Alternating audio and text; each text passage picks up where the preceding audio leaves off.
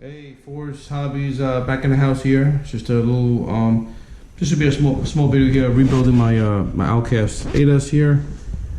There's my old chassis that I bent because I was not careful, and I went for number 2 EXB chassis here, 775 from Jenny's RC. So yeah, you know, I don't want to blow the $200 on the M2C chassis, so I figured just go with this.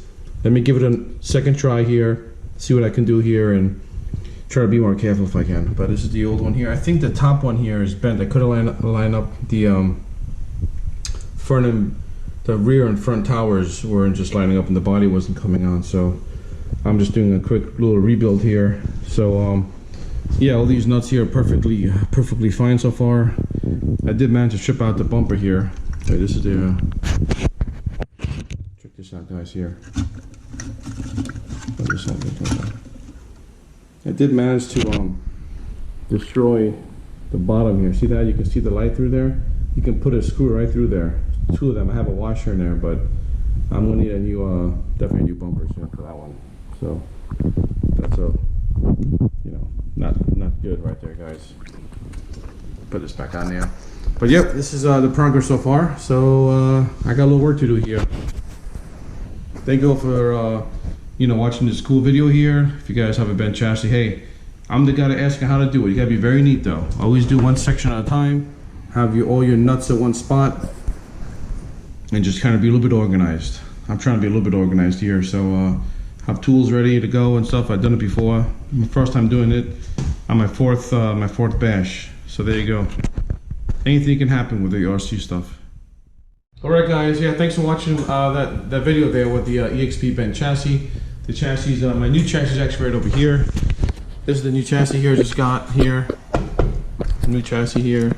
And this here is the motor mount, and it is actually bent. It's like buckled and twisted. See that, guys? It's not straight. And the transmission is actually sitting, I don't know if you guys can see this, but it's not flush to the car. See that? Look at that. Check this out. Look at that big gap right there. Now it is flushed down. All the grease is coming out, of course. I greased up the center differential, the drivetrain in there. So I greased up the gears. It's just not sitting flush. That's because, yep, that's because it's bent. This thing is bent, and I can't get a complete. See that? It's just not flush. The whole back of that mount is up. Look at that right there. That's what happens when you have a bent motor mount. That's how you know it's bent. So, yep, there you go. That's my evaluation of this car here. I don't know how the hell I twisted this motor mount here, but I don't know another one's gonna, look at that. You see?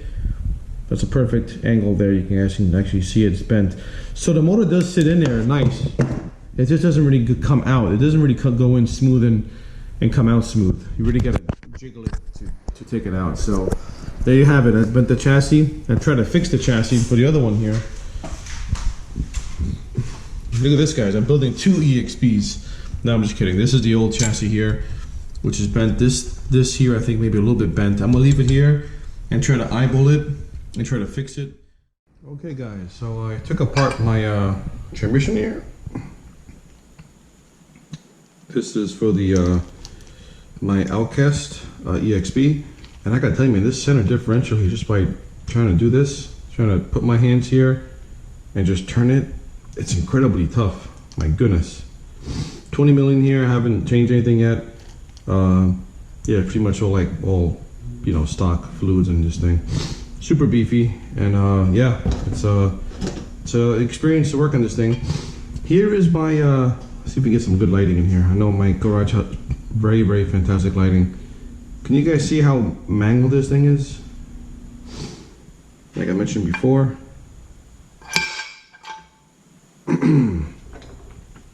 I got the new one here today, so we can go right over here and just see the difference. Look how twisted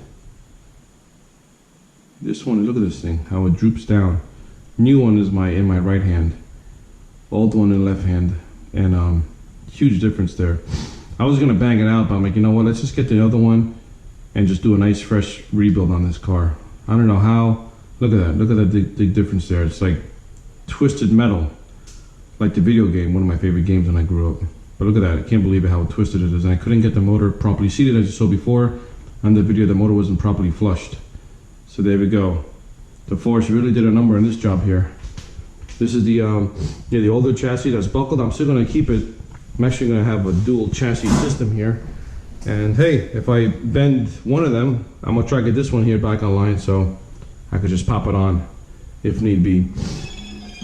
Then yes, of course, then eventually I'll do the M2C ordeal there. But hey, overall guys, so there you have it. So I guess I'll try to do something with this mangled up one here, but most likely I'm just gonna put it there and not touch it. So there we go. It's all right. Let's get this puppy here built back. Let's do it. Okay guys, I am pretty much almost done with this thing as far as the roller aspect of this thing is concerned. I noticed a lot of play in this arm here, and there's no grub screw here or nothing to give it some tension for the spring. So this arm was really shaky. This one here is fine. No play in this arm. But I noticed there's no grub screws in these control arms here. See that? There's no grub screws in there, so I'm gonna put this this little 2.5 millimeter I use on my Outcast here, Outcast 6S down there.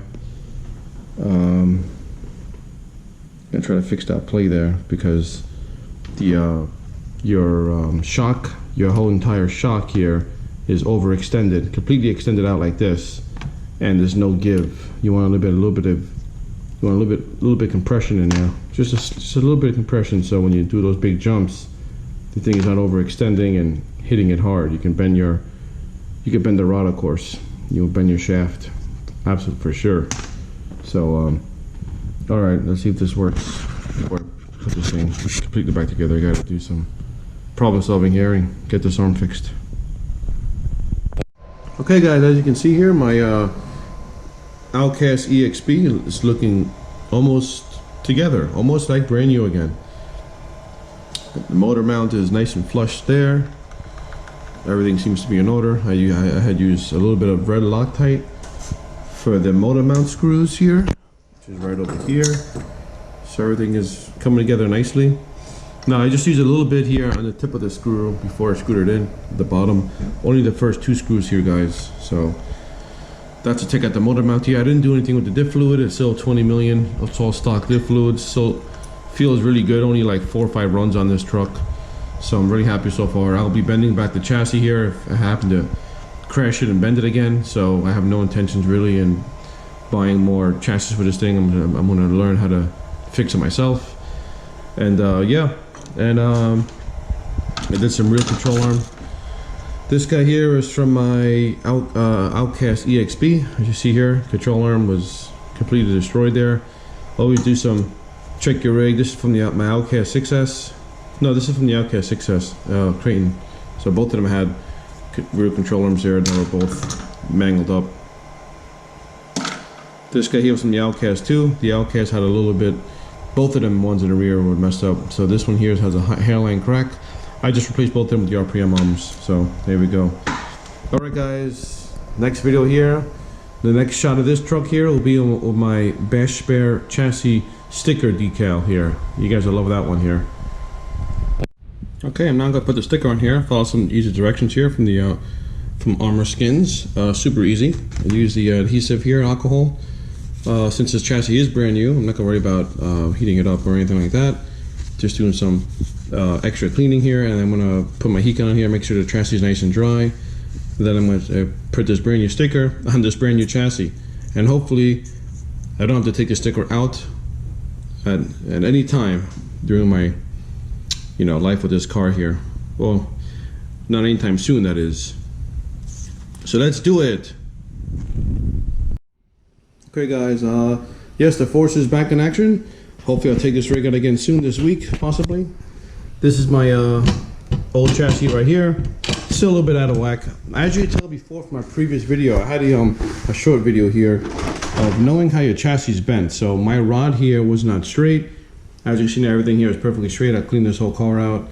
Again, I got the 1100 kV motor paired with the Saga 28 tooth pinion, and I got the Spectrum 160 amp ESC. So yeah, I'm gonna put that little cheap Power Hobby fan on there, but I probably should leave it off for now. It's you know, the temps weren't that bad last time I was running it. Pretty much everything seems stock suspension still. I didn't really mess with anything here. It was a hell of an experience taking this thing apart and putting it back together again. I enjoyed it, but then again, you know, you gotta hurt your wallet a little bit to buy all the parts. So that was like a $120 dollar hit right there that I jumped. So that's like a Jenny's RC special for the chassis and the motor mount. As you guys know, that I told you my other one was twisted. So yeah, you know, these rigs are easy to work on because they're so big and massive, and you know, easy to get your hands in there and stuff, you know. So everything seems to be working perfectly fine. As you see here, the chassis, the cover just goes right in there. No difficulties putting it on or twisting it. I gotta do a little bit. There's a little couple holes here that when I bashed it. So as you see here too, the front alignment, how the truck sits, you can just tell that there's no like bend in the chassis now. So you check your rig out. Anything is crooked in the front, you can always just go over it. You know, and of course, you got to be safe out there too, guys. You know, safety is always first with these big rigs. I shout out to Brock and Speed Cycle over there. I know I think Speed got a little hurt. Hope you're doing well, Speed. You know, and yeah, just hey, accidents happen, man. Happens to anybody. You know, good thing you just got hurt with an RC car. God forbid you get into a car accident or something. That's even more, you know, dramatic. So more serious injuries. But these things here, like hey, like Brock said, man, they can definitely hurt you. Especially these any rig, even the 3S, even this little baby over here. This little baby over here going 50 miles an hour hitting your leg, you know, hitting your face. You know, that's the Vortex 3S. Not my favorite car, but I'm getting used to it. It's kind of growing on me, but hey, that thing can hurt yourself pretty, you know, pretty bad too. My son got hit with his Traxxas Russell over there, like last month, and he got hit and he launched it off the hill right into his face at the RC track. He's okay. He cut his lip, but hey, it could be worse. So yeah, safety should be number one, and just be safe out there. You know, with these massive rigs, especially the 5th scale. And here's a little surprise for you guys here. The Force will be naming this car here. This is my Bash Bear, which is right over here. Check it out, guys. Here it is. Hopefully this evil ass Bash Bear here will bring me some luck. I just put it on just now, so there you go. You know, you gotta get these from the armorskins.com here, the UK company here that makes them. Pretty awesome. They had a good sale. Check the website out if you guys want to decal for your rigs there. 5th scale, 6th scale, 5th scale, you know, 8th scale, 3S rigs, all kinds of cars they make them for. There it is, guys, the Bash Bear. This is the Force Hobbies official name now, my Bash Bear right here. So hopefully that thing will bring me, that evil bear will bring me some luck, and I can again land this thing on all fours. As you see here, I'll get those little tethers in a way. See that? So the case comes right on there, so it's super easy. And yep, you get these things here like Earl Moorhead did, and probably the rest of you guys who own these freaking rigs. You get all these shock suspension comes up here. So hey, no big deal. Happens, you know. That's what you have. These big rigs here. What do you expect, you know? Well, yes, overall, I'm happy, and it was an experience working on this thing. And yep. All right, guys. If you guys like the content, please like, subscribe, and you'll be safe out there. Force Hobbies out.